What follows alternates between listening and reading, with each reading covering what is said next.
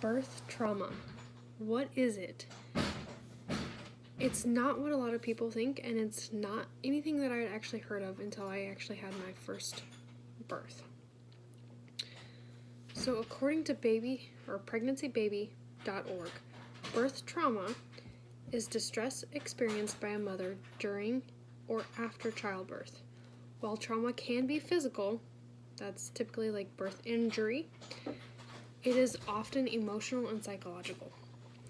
This is why it's not talked about, honestly. Birth trauma is just not just what happened during labor and birth. It can also refer to how you as a mother are left feeling afterwards.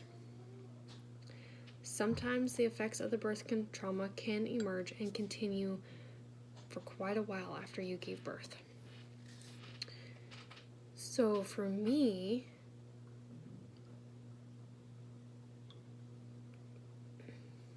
it was very much nothing medically they did was wrong. No one was injured. But how I was left feeling was very traumatic. I was there physically for my daughter's birth. I was the mother, I was carrying her, but I had no say in anything that happened and no decisions that were made. And that was very difficult. At the time, it was difficult at the time to just be there and not be an active participant. But even afterwards, as I was constantly doubted and told what I was feeling was normal when it was definitely not, affected a lot of how I recovered and how I was taken care of during my labor and birth. Definitely played a huge part in my personal birth trauma.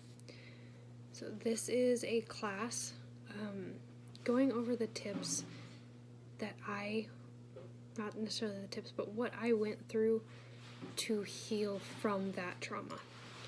It is not something anyone should have to walk through on their own, and I felt very, very much alone when I was in this stage and process.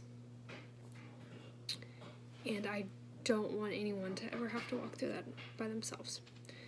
So this is a course with what I did to help heal myself, or the tools I used to bring healing, emotional and physical, because it was twofold for me.